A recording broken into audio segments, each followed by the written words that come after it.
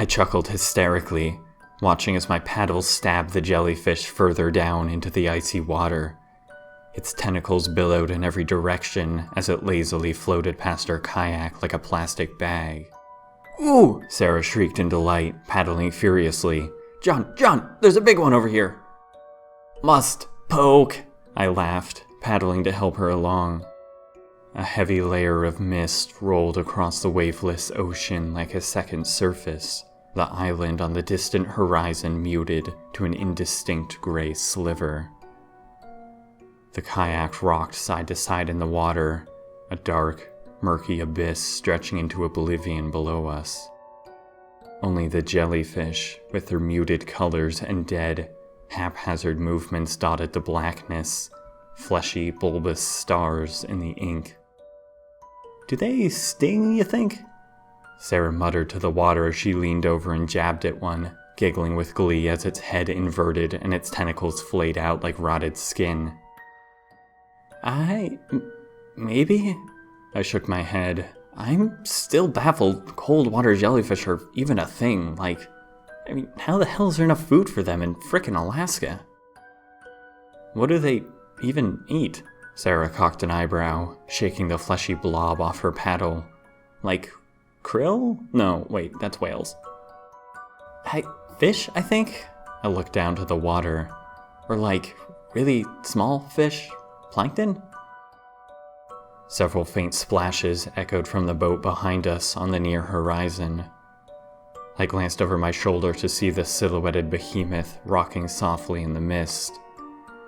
Another splash resounded as something tumbled over the edge and into the water below. "Whoops, there goes your backpack," Sarah poked me, laughing. "Yeah, definitely not food waste or anything." I shook my head. "If anything, I told them to dump your belongings." I tried to tell them to get rid of the least valuable things on the ship," she shrugged. "But, then they tried to throw you overboard. It was a mess." She laughed maniacally as I used my paddle to hack some water into her face.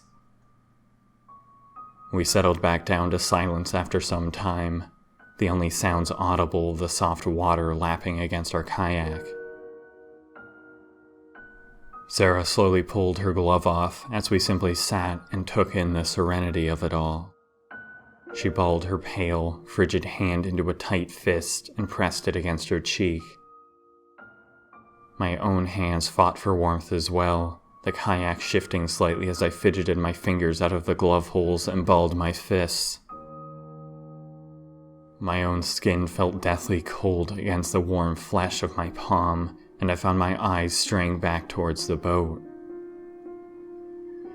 "So," I finally mumbled, "we the last ones still out then?" "Well, somebody's got to keep harassing these jellyfish." Sarah shrugged before actually taking a look around. But yeah, I guess so. I didn't hear the bell to go back, did you?" "Wasn't really listening for it," I admitted, "but now that I think about it, probably." Sarah just mumbled, fingers in her mouth as she nibbled at her fingernails absent-mindedly. "Hey, no! I cried, trying to reach forwards to grab at her arms. "Sarah, no, stop that!" "No, they're just one little piece," she fought with mumbles as she gnawed more aggressively. "No, you stop, it's a hangnail." "You said you were going to try and stop biting them." I realized the futility of trying to reach her without tipping the canoe. "Yes, exactly." She put up her other hand to gesture me to wait a second.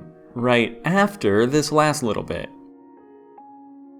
I frowned and folded my arms as she pulled her hand away from her mouth and grinned widely. "All better," she nodded. "And you only had a little bit of a conniption. I think we all won that round." So back to the boat then." I rolled my eyes. "If you don't chew your fingers off first, I would appreciate the help rowing if you could, save enough to hold a paddle." "Well, I wasn't actually hungry enough to eat all my fingers." She smirked as she put her wet glove back on and picked up her paddle.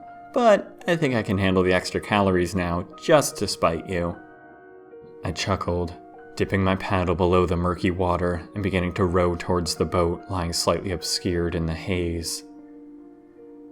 The sound of water being cut increased as we accelerated, and before long, with our in-sync strokes, the surface was cruising past in a blur, my gloves getting yet more waterlogged as water dripped down from the ends of the paddle after each pass.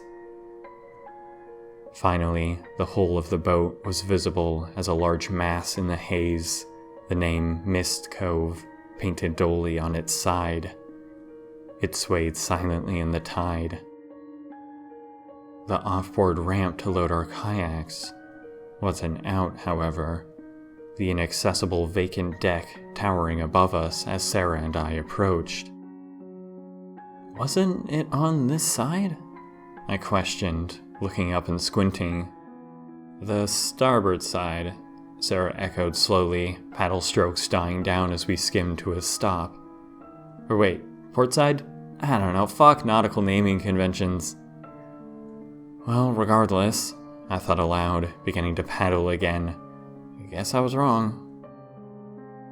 "Or they're purposely leaving us out here as a sacrifice," Sarah cooed as she helped me paddle. "That's why the guides also poked holes in our kayak and did that weird Latin chanting thing." "Yeah, I was wondering what that was all about," I laughed, the kayak rounding the stern of the boat to the other side. "I thought they were just being polite." Sarah giggled before letting it die out. The other side was vacant as well. No off-ramp, no one else in sight. "Oh, shit." I scanned the eerily empty railing above us. "Wait, what the hell? Did they freaking leave us?" "There's no way they forgot about us." Sarah shifted in her seat, using her paddle to push off the boat as we bumped against it. "Are we back too soon?" "There was no one else out." I shook my head. They must have come back by now. I think we're just really late, but shouldn't they have sent someone for us?" "Hello?" Sarah called up, voice disappearing into the haze above. "Anybody home?" "Yo, hello?" I shouted as well. "Matt? Alicia? Please don't let us die out here."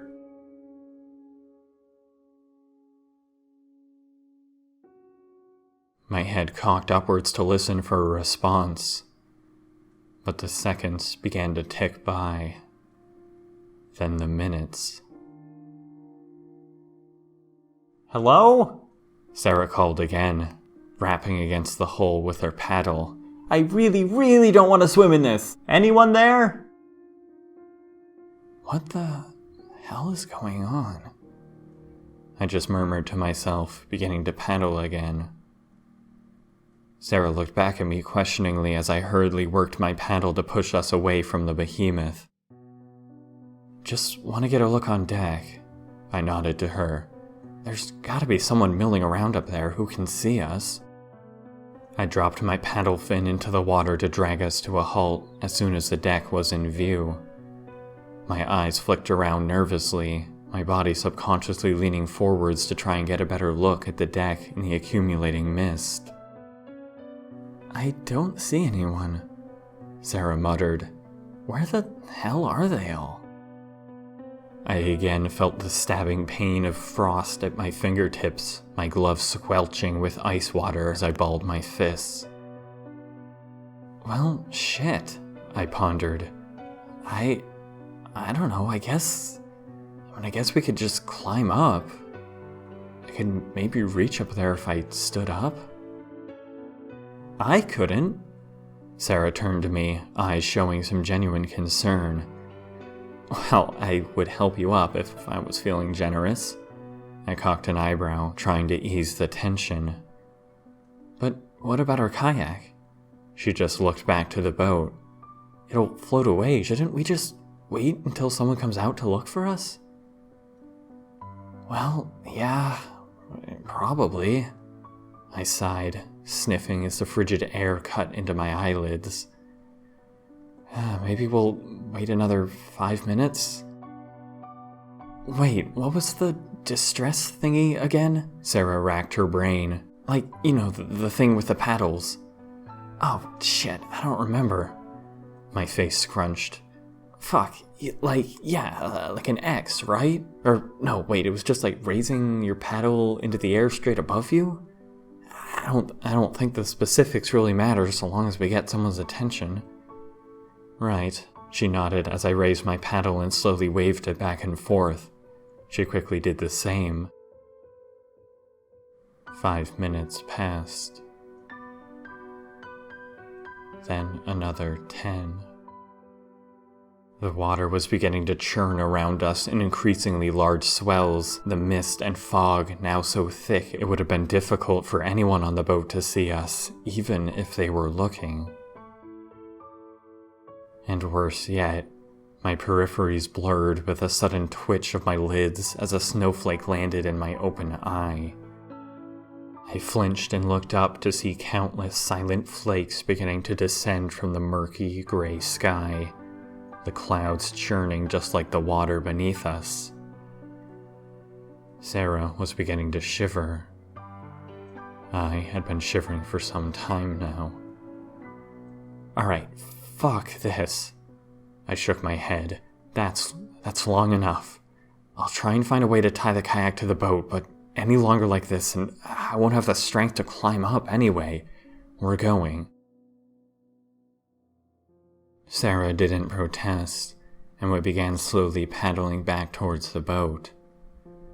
The falling snow muted everything to a ghastly silence, even seeming to muffle out the sounds of the water as the world was eaten away around us. It wasn't long before the plastic of our kayak cracked against the hull of the boat as I fought to steady it with weak, shaking arms. I gazed up to the railing above me, heart squirming as I realized it was much further away than I had pictured in my head. You can really get up there? Sarah gazed back at me, circles of blue, decaying skin surrounding her sunken eyes as her teeth chattered. Can I help somehow? I mumbled, blinking heavily and fidgeting with my gloves. Just try to keep the kayak steady, I guess. Sure, she shivered. I'll try. I coughed into my dripping gloves before unfastening my life jacket and tossing it up to the deck above. The vest cracked against the railing before bouncing off and dropping into the water beside us. Fuck, I cursed, shaking my head and letting it go as I unsteadily rose to my feet, both from a combination of what was likely early hypothermia and the ever-moving kayak beneath me. My legs simply would not stop shaking as I fought to maintain my balance. Finally, I was able to steady myself against the hull of the boat as I gazed upwards at the railing. Alright, fuck. I meditated to myself.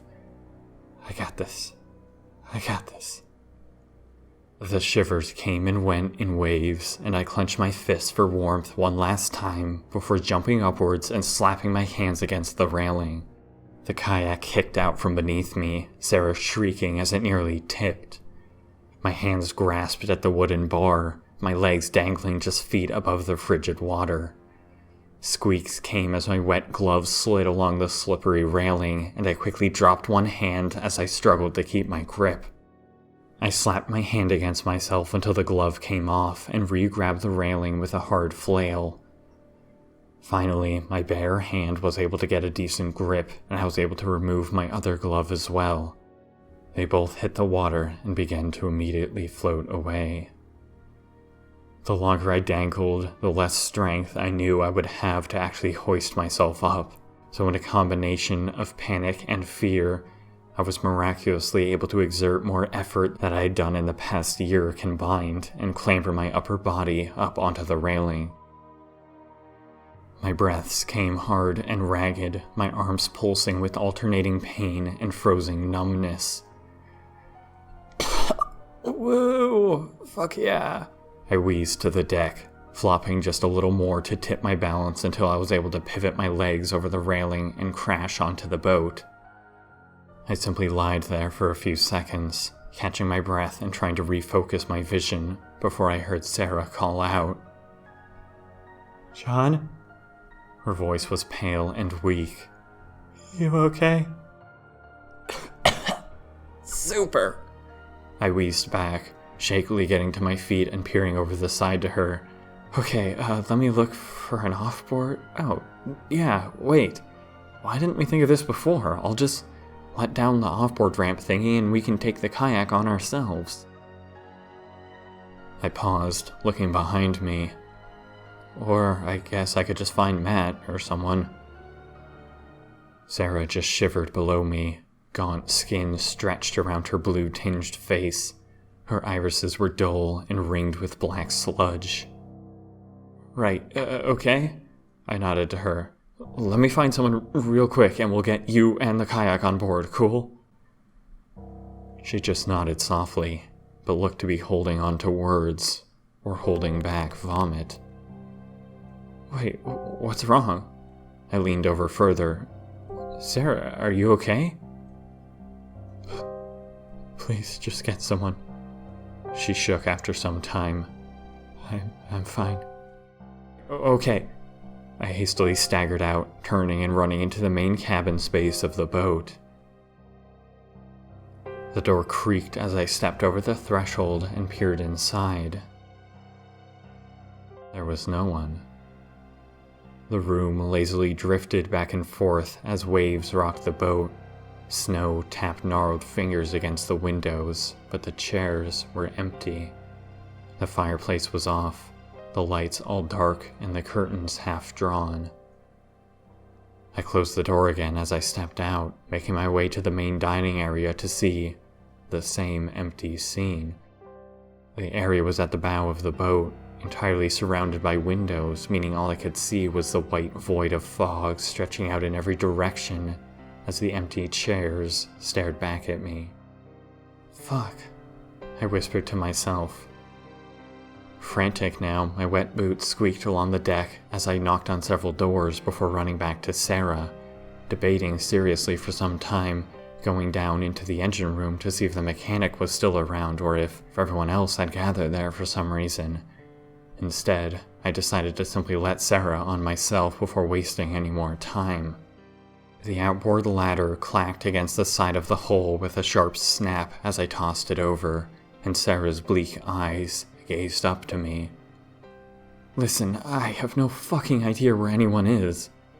I shook my head, and I don't think I'll figure out how to work this stupid ramp in time. Just, come on, we can figure out the rest of this shit later. Just climb up. You need to get into dry clothes." She hastily reached for the ladder with elongated, frostbitten fingers and began to climb. "Where are your gloves?" I spoke in concern, trying to steady the ladder as it rattled. "Too cold." She shook her head. "Too wet." All right, well hurry up." I just nodded. "That's it. Come on, almost there." She seemed unable to lift her leg up high enough to make it over the railing, her entire body rattling with shivers. Right, it's okay." I moved forward to grab her torso and help heave her malnourished, stick-like body onto the deck. Finally, on some semi-steady ground, she was able to right herself and took several seconds to catch her breath with frost-coated lungs. "All right, can you make it to your room?" I tried to steady her as she wobbled. "Sarah? Hello?" She mumbled. "Something." What? I questioned, leaning in closer. "What's wrong?" "Something in the water." She shook, eyes fixed on the ground, haunted pinprick pupils drilling holes into the deck. "In the water?" I echoed in confusion. "Sarah, what do you mean? What was in the water?" I thought it was jellyfish." She swallowed hard, shivers returning full force.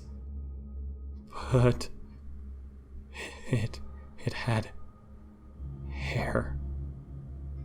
Hair? I grabbed at Sarah's shaking hands in an attempt to warm them up. Sarah, come on, you're not making any sense. Let's get you some dry clothes. Scalp. Sarah just continued softly. Hair. Human hair. Right, okay. I nodded, beginning to drag her up the stairs to the second floor of the boat. Sarah, we can talk about it later. I don't think you're all here right about now. Are you telling me you think you saw a human head? Underwater? She just shivered uncontrollably. Pretty sure a person would float. I dismissed her hysteria as I fumbled for the doorknob to her room. Plus, jellyfish look pretty fucking weird already. I'm sure it was nothing. You'll be okay, Sarah, I promise. I walked her into her room and let her slump down on her bed, eyes still fixed on the floor, as I dialed up the heater to full force and tried to turn on the light. Nothing. The light sparked for one faint flicker before going dead. The heater didn't so much as hum. Fucking shit, I hissed. What the hell? I finally stopped to listen to the boat, and although I couldn't be sure, I slowly realized that I never remembered it being this quiet before. Was it just completely shut down? Sarah. Yo, hey, Sarah. I pressed, finally getting her dull eyes to look at me. I'm gonna go change into some dry clothes and then go look for the captain or any crew, I guess. Can I trust you to get out of your own wet clothes and dry yourself off? The heater isn't working right now. She fumbled, as if rubbing sleep from her eyes. Yeah, I'll do that. Where is everyone? I don't know yet. I shook my head. I haven't seen anyone. That's why I'm going to look. Will you please change into dry clothes? Yes, she nodded, fingers pressing against her lips before she began gnawing at her nails. Okay, I sighed, deciding to let her nail biting go. I'll be back to check on you in 10 minutes or so, okay? She slowly stood up and began sliding off her sopping jacket. Alright, I winced, opening the door and stepping out. I'll see what I can do about getting the heater working. I quickly closed the door and stepped back down the stairs as I navigated to my room. Once at the bottom level again, I finally looked up over the railing to feel my heart squelch copper into my throat. The water was all but invisible, a formidable wall of ghastly mist and rolling fog reaching ethereal fingers over the wooden railing. The vapor tendrils slithered silently like serpent tongues against the deck, snow walling out anything from sight. It took considerable willpower to finally turn away from the stomach-churning sight, the hairs on the back of my neck jittering with unease. I finally turned the cold knob to my room and stepped inside before cautiously closing the door behind me. My clothes all dripped with brackish salt water as I hung them up and quickly fumbled my way into an extra set of clothes. Only having the one winter coat that was now soaked to the bone, I instead layered on several hoodies. To be finally dry was a relief for sure, but without heat on the boat, the relief didn't last long. The boat had begun to sway considerably more since I had first stepped on, the window lights of my room shifting back and forth as my stomach was heaved in one direction, then another. However, despite the fierce storm and churning waves this motion suggested, everything was still an absolute, suffocated silence. Neither the sound of water nor any hint of wind dared to utter a breath. My heart had begun to beat irregularly, though I wasn't entirely sure why. Some combination of Nausea and anxiety had seeped its way into my bloodstream like a poison, and despite my conscious mind protesting, my heart was beginning to speed up to match it. Whether this strange, ever-growing anxiety or simple concern tipped the scales, I couldn't be sure, but instead of searching for the other crew members like I had said, I instead went directly back to Sarah's room. My knuckles rapped lightly against the door as I hesitantly called in. "Heyo, Sarah?" I spoke nervously. "You doing alright?" Scrambling echoed out from within, my blood temperature quavering as it sounded like countless spiders had been disturbed into a frenzy. The scurrying flayed out in every direction, fingers and limbs fumbling against bedsheets and the wood of the door, before all of the sounds died out. Then silence. Nothing came from within. "Sarah?" I nervously called again, hand resting anxiously against the doorknob. "Hello? You in there?" Still no response. Fuck. I hissed to myself, feeling beads of sweat beginning to trickle down my forehead.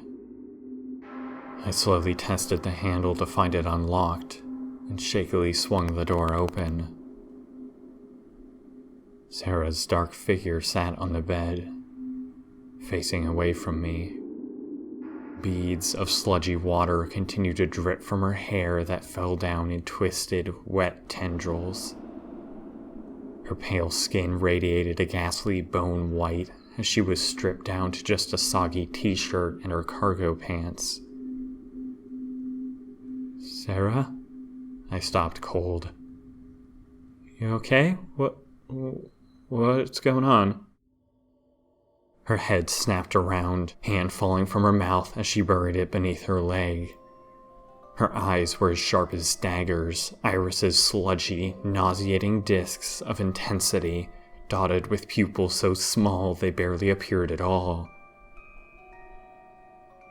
"Sorry," she spoke in a dry tone, before rapidly increasing in sincerity as she glanced around. Oh, shit, sorry, John." She fumbled her hand out from beneath her, before her eyes widened in shock. My own breath stopped short as she lifted her hand up slowly, as if disbelieving it was her own extremity. Sticky, tar-like blood clotted around her index finger, having smeared against her cargo pants and continuing to ooze out like water. Her fingernail was lifted slightly out of its bed, gnarled and twisted back into the skin in the wrong direction. Sarah's saliva was tinged red as she spit to the ground beside her, face falling in horror. "Jesus fucking Christ!" I rapidly searched for something, anything to stop the bleeding. She beat me to it, however, simply grabbing a tissue and folding it around her nail and wincing. "Fuck, oh shit," she shook. I'm sorry." "What the hell happened?" I pressed forwards. I don't know." She lifted up the tissue to check, only to wince and press it down again.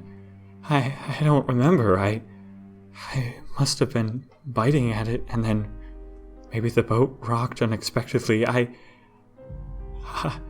shit, it fucking hurts." "I'll say," I cried. "And what the fuck, Sarah? You're still soaking. Do you want to die of hypothermia?" "Still soaking?" Her eyes flicked to the hair in her peripheries before she grasped at a clump in confusion and then frantically checked herself. No, wait, I changed. I remember changing." Her t-shirt squelched with frigid water as she twisted it, eyes widening further. I don't feel cold." She shook her head, shaking hands, patting herself down. "John, is this water on me cold? Am I really wet?" "What?" I stepped forwards and placed my hand against her shirt. Well, I mean, I sighed in disbelief. It's your body temperature now, obviously, but it's that way because it's sucking away your own heat. You need to change. And I thought I did, she pleaded. I swear, I don't know what happened, but I... Her voice trailed off as she simply shook her head and sighed. Okay, I don't know, she continued. I don't feel very good. Everything is fuzzy. She shivered again, the tissue falling from her gnarled finger. Her horrible eyes darted to the ground to follow it, hands shaking as she reached for it. I hesitantly picked it up first, clutching it away from the bloodstains and gifting it back to her. Okay, this is fucking ridiculous, I snapped. Where the fuck is everyone? She shook her head, wrapping the tissue around her finger again. Alright, I'm going to first find a fucking band-aid, I sighed. Then I'll check the captain's quarters, then the engine room, see why the hell everything seems to be turned off. You don't believe me, do you? Sarah spoke softly, gazing at her finger as she wrapped and unwrapped the bandage rhythmically. Believe you? I returned. Sarah, believe you about what? What She paused for a few seconds, eyes flicking up to burn holes in my own. What I saw in the water. Whoa, wait, you were serious about that? I was dumbfounded. You are serious about that? I don't know. She scratched at her scalp. Now I'm not sure. Her teeth gritted as she scratched harder. I just saw it at the corner of my eye at first. It floated kinda near the surface. I thought it was a jellyfish. But then you said you saw hair or something. I nervously filled in for her. You can't be serious. I did. She shivered. I know I think I did. It was just bobbing there, just that screaming face. Its mouth was filled with water. Its eyes were this dead, yellowed filth. Just the head. Okay, Sarah. I put out my hands. I want to believe you. I will believe you, but you have to tell me right now beyond a doubt that you're positive that's what you saw. I don't fucking know. She pressed her hands against her temples. Fuck, it hurts. I don't know, John. Why does it matter if I'm sure or not? Because I'm freaking the fuck out, I snapped. Do you realize what you're saying? It sounds like a fucking joke. If you really think you saw a fucking severed head in the water, fucking tell me. Yes, she cried. Yes, I saw it, okay? She suddenly yelped in pain, a faint crack splitting her damaged nail in half as she raked it against her scalp. Her teeth clenched in agony, body bending over and fumbling for the tissue frantically as blood trickled down her hair and oozed from her finger. The broken-off nail piece landed on the carpet, bouncing several times as blood speckled all around it. I flinched back in horror before scrambling to help her. She pushed me away, shaking her head and just trying to recollect her breathing. I'm fine, she whispered unsteadily. I'm fine. Okay, we're going to get you a band-aid, I just commanded, and you're coming with me. I'm not letting you out of my sight again. I have to get dry clothes. She shook her head. Just give me 2 seconds. Fuck. I hissed to myself. Alright, fine. Please, for fuck's sake, hurry though. I stepped outside, nausea again building as I saw the howling maw of fog enveloping the ship like a living dome, churning silently with snow and frost. I placed my back to the closed door and rubbed my eyes with my hands. My vision was beginning to dot with little black specters from looking at the white void surrounding us and the pressure of my hands against my corneas. No sounds came from the room behind me. My brow furrowed at the silence, my foot beginning to tap anxiously. Finally, I cautiously called inside. "Done yet? Please, Sarah, come on." Something scurried rapidly within, the familiar sound sending my heart into my throat. "Shit!" I cried, whirling around and slashing the door open immediately. "Sarah, please tell me you—" The room was in pieces. The mirror shattered against the ground, speckled blood dotting the floor and walls. A gangly figure stood upright in the far corner of the room, bent at a strange angle as clumps of hair littered the floor in sopping puddles all around it. Something glinted in its hand, the wickedly curved mirror shard clenched so tight in its gnarled fingers that it was beginning to slice through bone. My speech strangled in my throat, the only sound the opening door smacking against the wall with an audible thud. I don't know if my vision strayed to the sound for just a second, or if life seemed to jump cut before my eyes. But 1 second, the figure's head was pressed into the corner facing away, and the next image I registered was it having spun full circle to stare at me.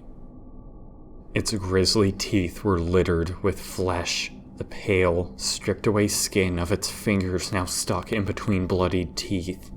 Its nails were nearly all missing, some of the fingers dangling limply and uselessly, the muscles and tendons having been stripped away. Some of its hair had been torn or sawed away by the jagged glass shard, but it was clear its goal was something else entirely. Lines of scratches layered its neck, as if it had gotten in a catfight with its own trachea, the flesh sheared away to raw, red rashes, several slashes of the glass shard just below the neckline, glancing off its collarbone, or not going quite deep enough. Sarah's mutilated, nightmarish corpse stood, staring at me in dead silence for some time, cold eyes piercing through clouded rust. I was unable to bring myself to move, my gaze unable to break from hers. She, then, was the first one to move, twitching horrifically before sinking to the ground.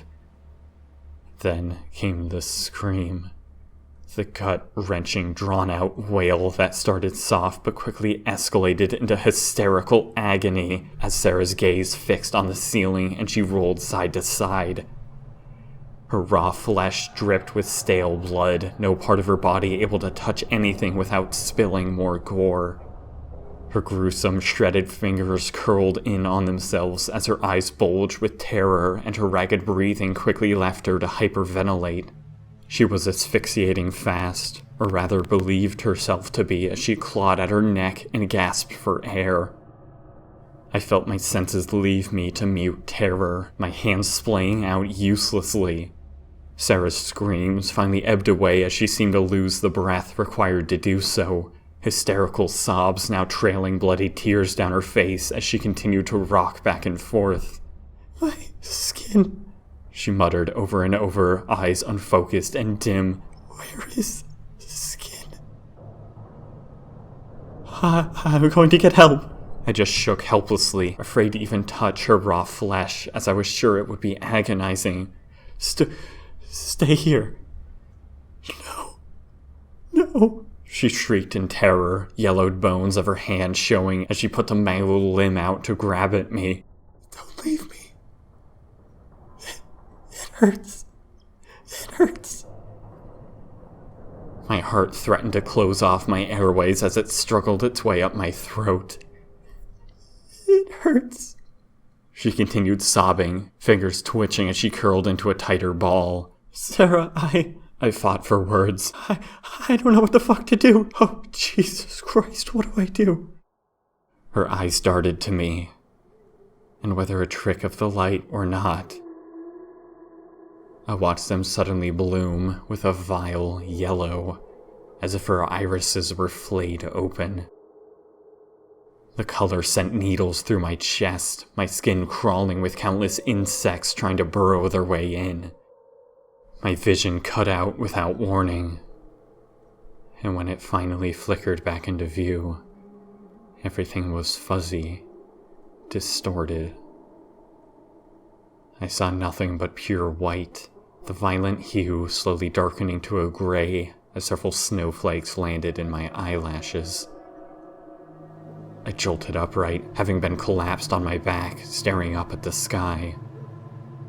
My gaze frantically flashed back into Sarah's room to see nothing but a puddle of blood, dragging footsteps having passed right over my crumpled form. My field of vision still seemed wrong, as if slightly too narrow, not ever focused on the right places, and the scenery in front of me continued to drift ever so slightly, as if underwater. I shakily staggered to my feet, only to nearly slip on the blood pooled beneath me, having streaked out of the room like something was dragged across the deck. My head pounded with adrenaline and terror as I heard footsteps behind me, Sarah's ghastly, emaciated skeleton just disappearing from view around a corner. I tried to step forwards only to realize I didn't have the strength I thought I did. I immediately collapsed to my knees, skin shearing from the impact before I wobbled back up, using the handrails for support. My frantic chase after Sarah was agonizingly slow and unsteady, my stomach heaving as if to expel vomit at every pump of my heart. I didn't even make it to the stairs before I heard a massive splash off to my right. I gawked in panic, just barely able to make out a dark form swimming away from the boat in the fog. Sarah, fuck, no! I screamed, only to pause as the figure stopped and turned around. They looked to be having extreme difficulty even treading water in the frigid conditions. I couldn't make out their face, but I could immediately tell it wasn't Sarah. John? The voice called back. John? Is that you? Ashley? I called back. Wait, what the fuck? Where are you going? Get off the fucking boat! She screamed, waving her arms. John, fucking jump! Run! What the hell is going on? I just cried, glancing around me to see nothing. Ashley, where the fuck is everyone? Dead, John! She screamed. They're all fucking dead! Listen to my voice and jump! No, wait!